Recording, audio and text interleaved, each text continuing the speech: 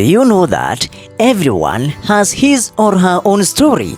And your story is different from other people, and your story cannot be theirs, and their story cannot be yours.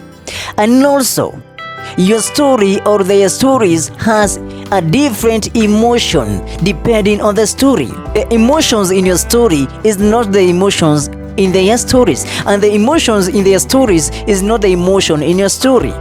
And that's why your story and their story is very different. And also that's why the emotions in your story is different from the emotions from their stories. And the question is, how is your story? Do you love your story? How can you tell your story? Can you tell your story confidently? Can you tell your story without feeling ashamed of yourself? Can you tell your story to someone who is looking upon you? Can you tell your story to someone who always sees you as a pillar in life? Can your story be referred to by someone who is trying to say that you can be like that person? You can do things like this person. Can your story uplift someone? Can your soul uplift a downfallen heart? That's the question that you should ask yourself. How is my story? How is my story different from other people? How is the emotions of my story different from other people? If you can answer that question to yourself, then your story, it means that your story can be used as a good example. Your story can be used to educate someone. Your story can be used to uplift a downfallen heart. So, ask yourself this question. Yes, I have this story, but what am I doing different with the story that I have, and what am I doing different from other people who also have stories and has emotions as per their stories? If you will fail to answer this question, then it means you are yet to do something in your life. You are yet to do something that someone else or someone who looks upon you can learn something from you. If I could ask you, are you proud of your story? Are you happy because of your story? What could you answer? Will you say that I am proud of my story, or will you say that I am not proud of my story? If you are not proud of your story, then don't expect someone else to be proud of your story, because you are the editor of your story. We shall read what you write, because you are the author of your story. You are the author of your story, and you are the editor of your story. So if you are not proud of your story, then don't expect someone else to be proud of your story. Are you happy because of your story? Are you proud of your story? That's another question that you should ask yourself. We are supposed to learn from one another. Our mistakes are supposed to make us learn something.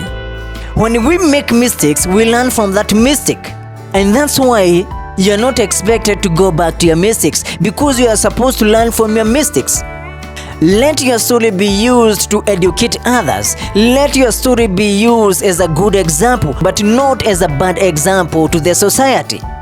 If you have a good story, definitely your story will be used to educate others. Your story will be used as a good example, mostly to the young generations, mostly to people who look upon you, mostly to people who say, when I grow up, I want to be like that person. It all depends on your story.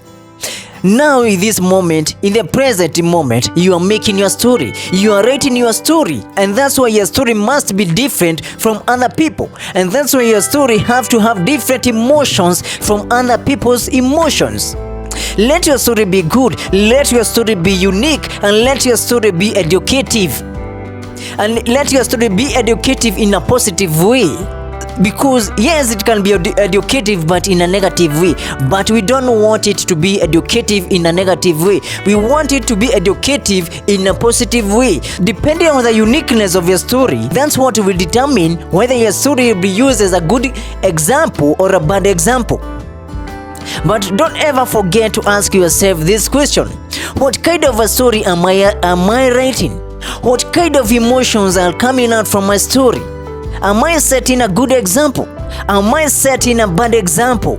Am I being a good person, or am I being a bad person to the society? Your story matters. It matters in this way. It matters in a way that each and every one of us has a different story. That's how it matters, because if we all have the same story, then our stories might not matter. But since we have different stories, that's when we say that your story and my story and that other person matters a lot, because we all have different stories to tell. So from today henceforth, let your story be different, let your story be unique, and let your story be educative, and let your story be used as a good example. Let your story be used to bring positivity in the society, and let your story be used to bring hope to those who doesn't have hope. Let your story be used to uplift a downfallen heart, but not to discourage others. Your story is different, and the emotions in your stories are also different. So be very careful in each and every day that you live, because you are writing a different story each day. You are writing a different story, and that story that you are writing cannot be used to either to educate, to either to uplift someone, or either to discourage someone else. Be careful of the story that you are writing. It may not matter to you, but it matters a lot to someone else who looks upon you. And that's the message of today. Don't forget to subscribe to this channel, don't forget to like, and don't forget to share, and also don't forget to comment. Let's have a conversation in the comment section. Tell me, what kind of a story are you writing? What kind of emotions are there can be extracted from your story? Let's have a conversation in the comment section. See you in the next video.